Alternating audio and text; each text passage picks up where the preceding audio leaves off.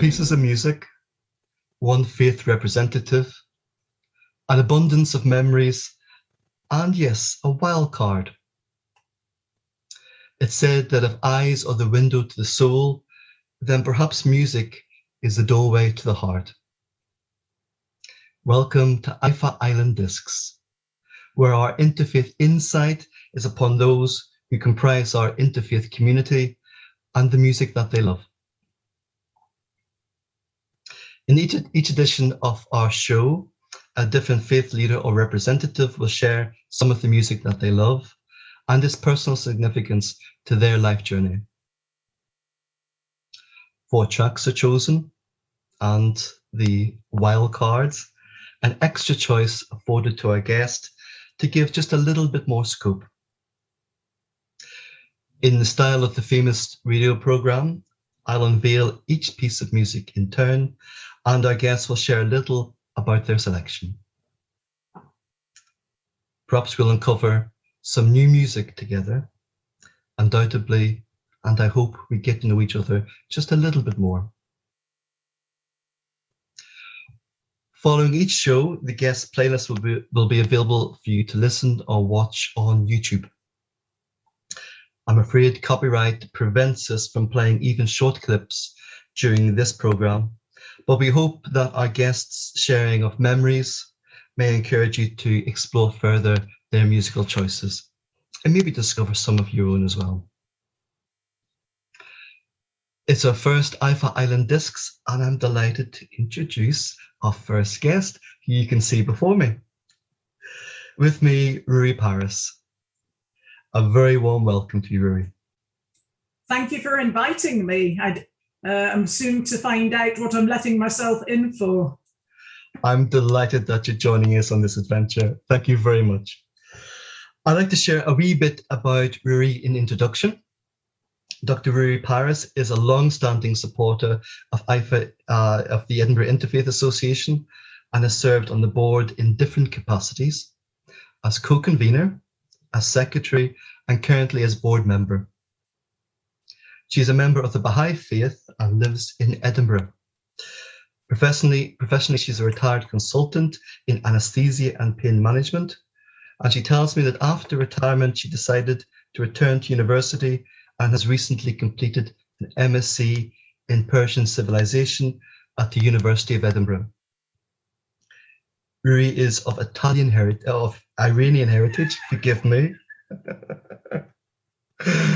of Iranian heritage, and was brought up in Manchester. She tells me her greatest achievement is bringing up 3 children, and she's now enjoying being a grandmother. All the fun, she tells me, but none of the responsibility. So more power to you, Ruhy. And I hasten to add, I have not chosen any nursery rhymes in my life's journey through music. Thank you very much. Thank you very much. Your choice is a very diverse one, and a beautiful journey through a collection of different genres. So thank you very much for what you are about to offer us in terms of your musical choices and a little of your biography too. I must begin by asking, as our first guest on our first show, choosing 5 pieces of music that are personally significant to you. How did you find that? It was very hard because I've got an eclectic taste in music, and how do I define my relatively long life so far, because I have a bus pass and I'm a granny, in 4 pieces of music. And I'm delighted that Peter relented and you allowed me to have a wild card.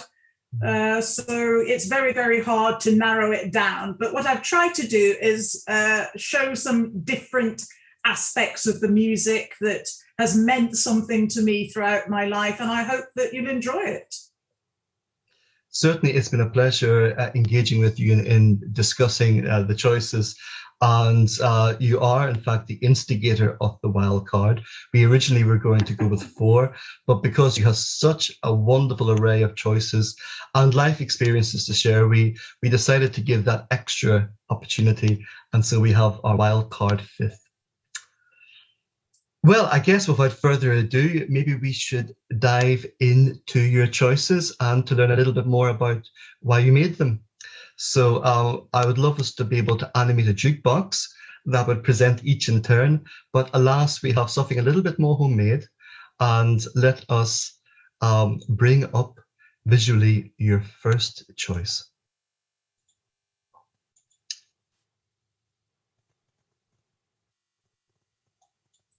And your first choice is Vivaldi's Gloria in D major. Yeah. Now, as a Baha'i of Iranian extraction, you may wonder, why has she chosen Vivaldi? But I was introduced to choral singing of these wonderful pieces from inspired by Christianity when I was a young girl at school. So I went to a very straightforward all-girls grammar school in a suburb of Manchester. And we had a very, very enthusiastic teacher called Mr. B. Crosby. Not that Mr. B. Crosby, this was Mr. Bernard Crosby. And he didn't intend to turn us all into musicians, but he gave us all an appreciation of music and singing and playing together. And I loved singing, and I still do. Badly now, because very much a second alto. But Vivaldi's Gloria was one of the first pieces that we managed to sing in our school choir when I joined, in concerts in local churches, in the school hall, and I've sung it as an adult as well. So Vivaldi's Gloria, Gloria in Excelsis Deo, meaning glory to God in the highest. So, what better tribute to God than be able to sing these wonderful words in Latin? And to have such a wonderfully named music teacher as well, that's an absolute gift in addition. I'm wondering, Ruhy, what were you like as a school child? What were your school days like? Well, my primary school, I was born in Manchester. I went to the local primary school. So I was this child with an abundance of curly dark hair, whose parents had an accent. And, this was the early 60s. So I was very, very different. We had a short period of time when I was between the ages of 8 and 11 living in Iran, and then I was considered to be a very westernized child in an Iranian school. So I kind of drifted between two cultures. But coming back to senior school in a suburb of Manchester, I think I was a swotty child. I would have been a girly swot. Very academic, but I loved music. Lousy at sport, hated going out doing cross-country running, but passionate about music, theatre and the arts, and that passion has remained with me and made lasting friendships that have lasted to this day. I think we need a little sting or theme tune to bring us on to our second choice as a segue. I'm afraid all we have is our little number 2 to guide us towards your second piece. And that is Jacqueline Dupre and Daniel Barenboim. And that's the Brahms cello sonata in E minor. A lovely couple. Would you like to tell us a little bit about why you chose this piece? Well, Jacqueline Dupre and Daniel Barenboim were the golden couple of music in the late 60s, early 70s. They were kind of the Posh and Becks of music. And obviously we didn't have the internet, so we didn't have social media, but if you were into classical music, you loved this couple, because not only were they supremely talented as musicians, they looked good, they were young, they were trendy, they were in love, they were married. And it was through hearing Jacqueline Dupre that as a young child at school, I was inspired to take up the cello. And this wouldn't have been normally within the sort of reach of my parents. Why would their daughter want to play the cello? Wasn't the piano good enough? So, thanks to listening to Jacqueline Dupre, and thanks to the free instrumental teaching that we had in schools when I was growing up, I was able to take up the cello. Okay, I was never going to make my living through playing the cello, but I enjoyed the music. And one of my greatest regrets was that I never had the opportunity to actually hear Jacqueline Dupre perform live, because sadly she was diagnosed with multiple sclerosis at a very young age, in her 20s, and I had a ticket to go and see her, but because of her illness, and she was unable to perform because her manual dexterity had deteriorated so much she couldn't perform. So I never had that opportunity. And it was the first time I'd ever heard of the term MS. What on earth was MS? And later on in my medical career, I did a neurology job. I encountered so many patients with MS, and in anesthesia and pain management. I worked with so many patients with long-standing conditions such as MS. And in the family as well, my late father-in-law, he had MS since being a young man. So I could see it from different dimensions. But Jacqueline Dupre and Daniel Barenboim were wonderful, wonderful musicians. And I chose this sonata in particular because when Brahms wrote it in the 1860s, he wrote it that the piano and the cello had equal parts. It wasn't that, the piano was an incidental in the background. It was deliberately that they had an equal part. And the way that these two perform intuitively, and of course they were married as well, and they were soulmates as musicians, is just phenomenal. And it's my favorite sonata. Now, for the first two choices, you've chosen what one could describe as classical pieces by classical performers. One of the lovely things I'm discovering as I'm entering into this journey of exploring people's musical choices is the diversity of choices that people are making. And your third choice is really quite different to the previous two. And I'll bring that up just now so people can see visually what you've selected. Hit me with your rhythm stick. Hit me. Hit me. Ian Dury and the Blockheads from 1979, I understand. Yeah. Yes? Yeah. Number one in January 1979. And I bet you didn't imagine that I liked them. Well, it came as a wee bit of a surprise, I must say, when your choices rolled in. And yes, it's an intriguing choice. Would you like to tell us a wee bit more about why you chose it? Well, I love music across the genre, and I love dancing. And to this day, I'm a Zumba enthusiast as well. So, I will be up on the dance floor. And being at university in the 70s and being with so many young people and an era of fabulous music, we'd had punk, and then we had the post-punk, the sort of new wave and so forth. This was a floor filler. I remember specifically braving the snow, the ice, and the fog to go to the disco, and this was on, and we were all dancing. And we'd never seen anything like Ian Dury and the Blockheads before. Musically, it was totally different. It crossed over different styles. It had jazz. It had poetry. I mean, Ian Dury's lyrics were fantastic. He was a superb lyricist. This was the song that introduced me to him, but I'm sure we're all familiar with Sex and Drugs and Rock and Roll. Who wrote those words? Ian Dury. Absolutely. And we're probably familiar with Spasticus Autisticus, now very non-PC. It was used for the opening of the London Paralympic Games, and that was so powerful, written by Ian Dury. Now, I came to Ian Dury through his music, and it wasn't until I saw him perform on Top of the Pops, because obviously we didn't have, videos or Spotify or things in those days, we all watched Top of the Pops.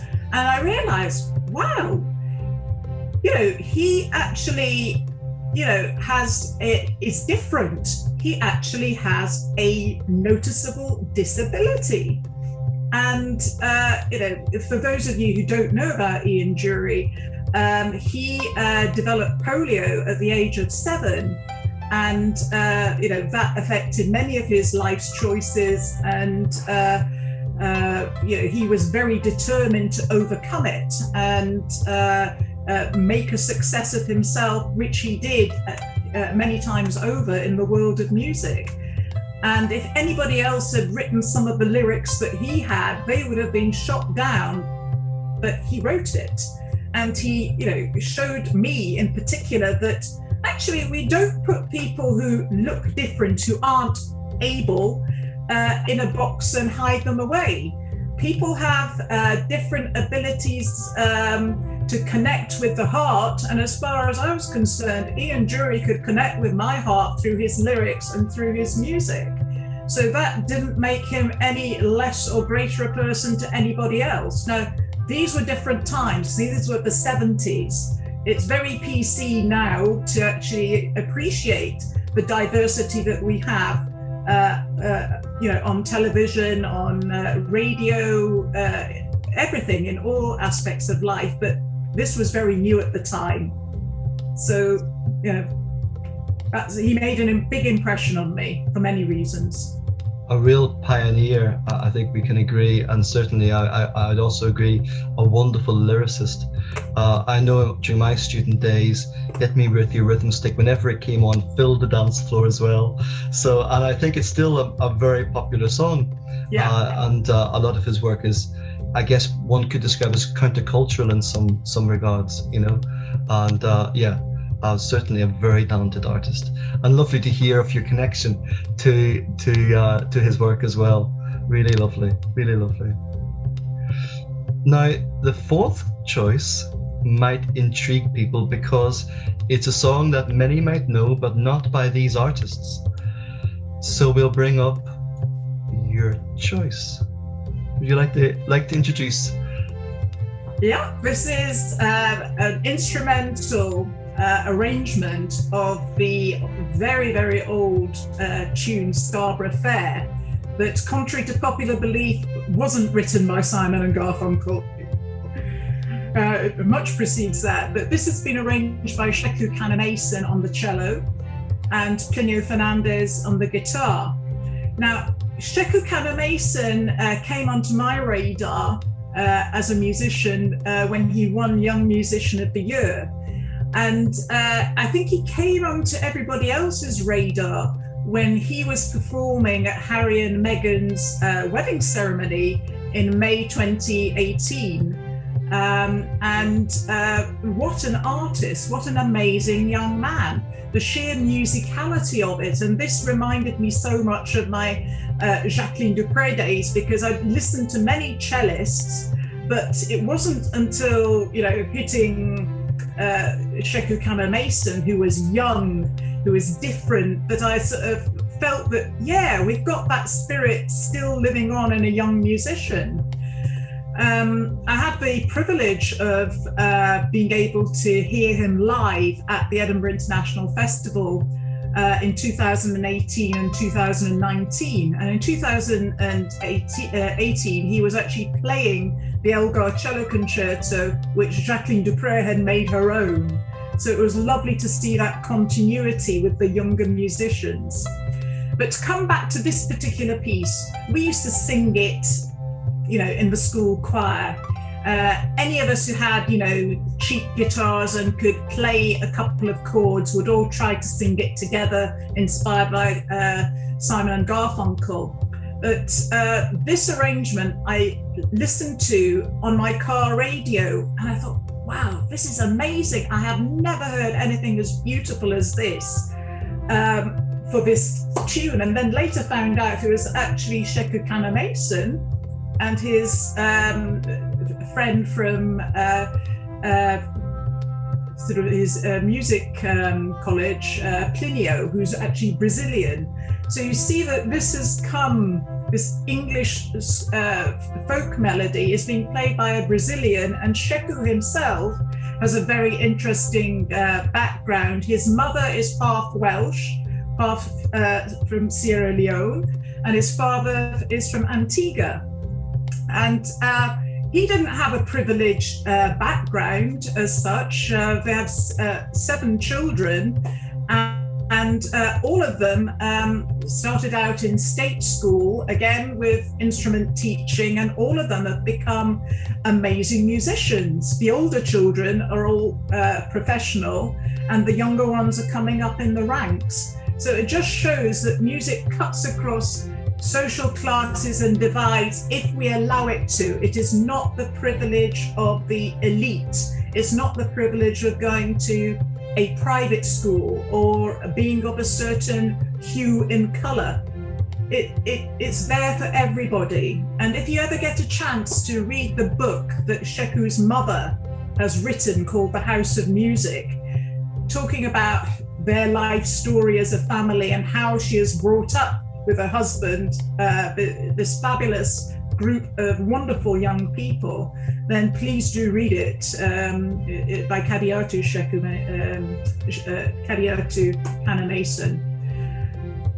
Coming back to a health theme, what I found out also was that Sheku, when he was 12, was diagnosed with type 1 diabetes. Okay. And yet, he is performing professionally at the highest levels, touring, leading a very full life, being an ambassador to young people for music. So it shows that these long-term conditions should not prevent anyone from achieving their potential in life. People can go and achieve wonderful success. And I saw that with Jacqueline Dupré and her MS, with Ian Jury and his long-term effects of polio, and Sheku Mason with the type 1 diabetes, which is a long-term condition. So, this to me, with my medical hat on, was a different element. We're going to close with your last choice.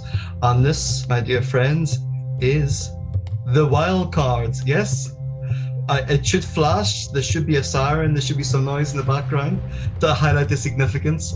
And I'm really delighted to introduce this as a choice of, you've chosen a fellow countryman as your wild card choice. I'll let you introduce Ruhy. Right.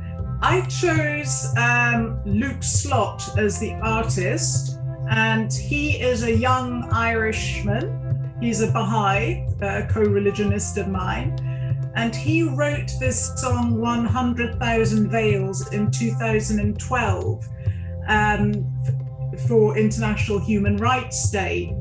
And in this song, he is specifically looking at the injustices and the human rights violations, the imprisonments, executions, martyrdoms of Baha'is in Iran since the beginning of the faith in the mid-19th century. And it's a very poignant journey looking at human rights abuses, concentrating on this minority. Of course, I'm of Iranian background, and this kind of resonated with me. And the sort of things that people are being, to this day, persecuted for and imprisoned is things like educating children. It's things like our young Baha'is in Iran are being denied the opportunity to go into higher education, which is why the Baha'i Institute of Higher Education was formed, which was almost like an underground university. People are having their livelihoods confiscated. Things are not being recognized legally, such as laws of property and so forth. So Luke Slott has written so many Baha'i-inspired songs and put the prayers of Baha'u'llah, the founder of our faith, to music, and also the prayers of Abdul Bahar, Baha'u'llah's son, to music.